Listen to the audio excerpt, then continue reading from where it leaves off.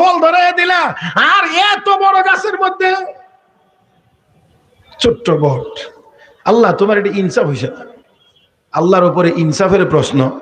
এই করতে করতে চোখ লাগছে, ঘুমে গেছে।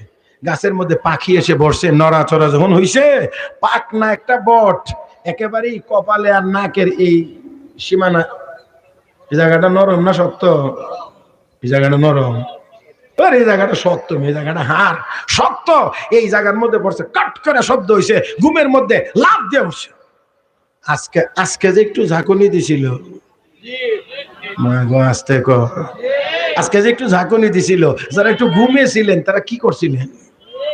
হ্যাঁ, আমিও ঘুমিয়েছিলাম, কারণ আসছি ফজরের নামাজের আগে, ফজরের নামাজের পরে শুইছি, তখনও ঘুমের মধ্যে। হঠাৎ করে দেখি পুরা মসজিদ কাঁপে, মনে হয় যেন জানালা টানা ভেঙে আমার উপরে পড়তেছে।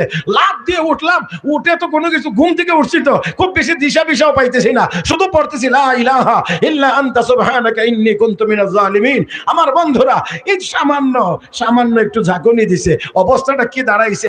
উপর থেকে পড়ছে বট, এই একেবারে কপালে নাকের এই শক্ত জায়গাটা কট করে আওয়াজ হচ্ছে, লাফ দিয়ে উঠছে। উঠার পরে আল্লাহ তোমার যে ইনসাফ, আজকে যদি এই বট গাছে লাউয়ের সমান ফল ধরতো তো আমার মাথা